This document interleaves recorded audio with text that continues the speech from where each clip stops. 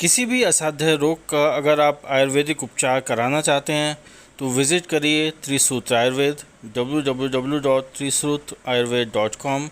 आप हमें लिख भी सकते हैं, आप हमसे कांटेक्ट भी कर सकते हैं। यहाँ पर आपको सर्वश्रेष्ठ आयुर्वेदिक उपचार मिलेगा। हेलो स्टूडेंट्स, मैं डॉक्टर अमित अस्थाना। आज मैं आपको RNTCP के बारे में बता रहा हूँ, that is revised national tuberculosis control programme. Firstly, what is tuberculosis? Tuberculosis एक potentially serious infectious bacterial disease है caused by mycobacterium tuberculi, discovered by Robert Koch. Tuberculosis में आपकी मेनली लंग्स अफेक्टेड होती हैं। ट्यूबरकुलोसिस केसेस में more than 80% lungs affected होती हैं। In fact body का कोई भी ऑर्गन इसमें इन्वॉल्व हो सकता है except hairs and nails.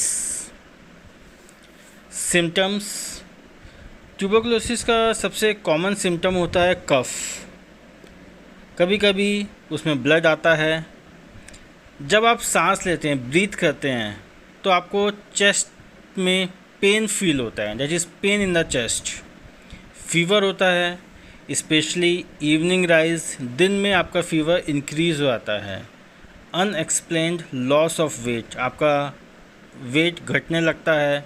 Loss of appetite, आपको भूख कम लगती है। शॉर्टनेस ऑफ ब्रेथ, टायर्डनेस या फटीग फील होती है, आप बहुत जल्दी थक जाते हैं। इसके अलावा नाइट स्वेटिंग। तो let's start RNTCP, revised national tuberculosis control programme. NTP, national tuberculosis programme start करा गया था 1992 में, लेकिन इससे हमें एक्सपेक्टेड रिजल्ट्स नहीं मिले थे, इसलिए इस प्रोग्राम को रिवाइज्ड करा गया। दैट्स वाई कॉल RNTCP इन 1997। ये प्रोग्राम एक फेस्ड मैनर में इम्प्लीमेंट करा गया और मार्च 2006 तक पूरा देश इससे कवर्ड हो गया।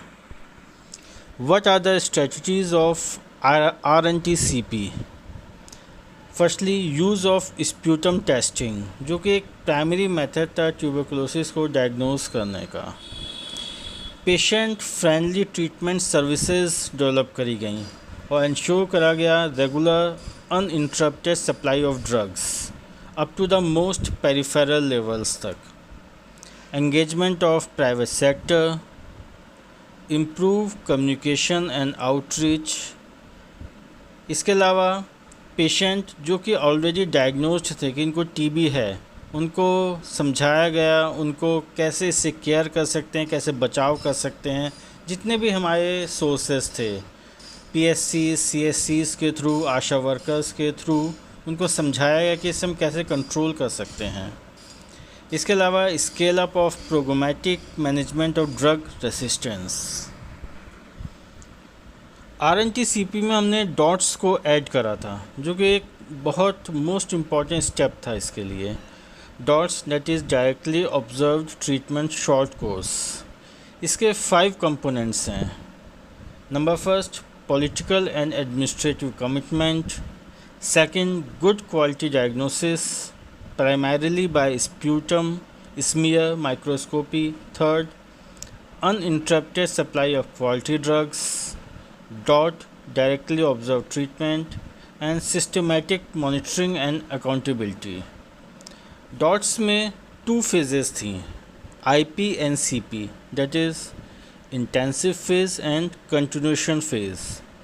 Intensive phase जो कि 2 से 3 महीने की होती है और continuation phase जो कि 4 से 5 महीने की होती है। इंटेंसिव फेज़ में पेशेंट को हेल्थ वर्कर की प्रेजेंस में दवाई खानी होती है। ये दवाई या मेडिसिन हम वीक में 3 टाइम्स देते हैं ऑन अल्टरनेट डेज, मतलब मंडे को दिया तो ट्यूसडे को नहीं देंगे, वेडनेसडे को दिया देन थर्सडे को नहीं देंगे, अल्टरनेट डेज। इसके बाद हम स्प्यूटम एग्जामिनेशन करते हैं। अगर स्प्यूटम एग्जामिनेशन नेगेटिव होता है देन हम कंटिन्यूएशन फेज स्टार्ट कर देते हैं, लेकिन अगर स्प्यूटम एग्जामिनेशन पॉजिटिव होता है देन हम इंटेंसिव फेज दोबारा 1 महीने के लिए स्टार्ट करते हैं।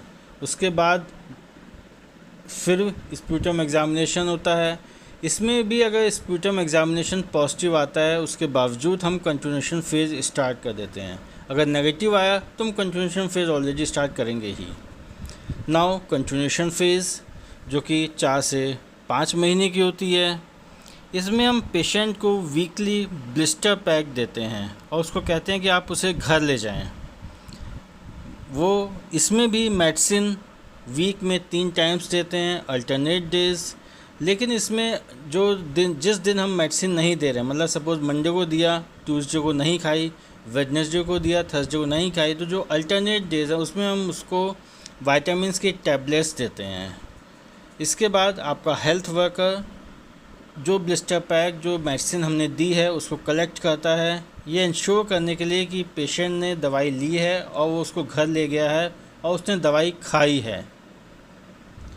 Anti tubercular drugs, mainly anti tubercular drugs में 5 ड्रग्स हम यूज़ करते हैं: isoniazid, rifampicin, pyrazinamide, ethambutol and streptomycin. इसमें से isoniazid, rifampicin, pyrazinamide and streptomycin, these 4 drugs are bactericidal, मतलब ऐसी ड्रग जो कि बैक्टीरिया को मार देती हैं। Ethambutol is a drug that is bacteriostatic, मतलब ये ड्रग बैक्टीरिया की ग्रोथ को रोकता है। डोज ऑफ दीज ड्रग्स आपके एग्जामिनेशन पॉइंट ऑफ व्यू से बहुत इंपॉर्टेंट है, आपके वाइवा में पूछी जा सकती है। Isoniazid 600 mg, rifampicin 450 mg, pyrazinamide 1500 mg, इथम्बुटोल 1200 mg and streptomycin 0.75 grams. Students, आपके एग्ज़ाम में सिंपली शॉर्ट क्वेश्चन आ सकता है एंटी ट्यूबरकुलर ड्रग्स के ऊपर। इसके अलावा लॉन्ग क्वेश्चन आ सकता है RNTCP पर, revised national tuberculosis control programme पर। होप सो ये वीडियो आपके लिए यूज़फुल होगा। आप मेरे यूट्यूब चैनल को लाइक करें, शेयर करें और अगर अच्छा लगे तो इसे सब्सक्राइब भी करें। धन्यवाद।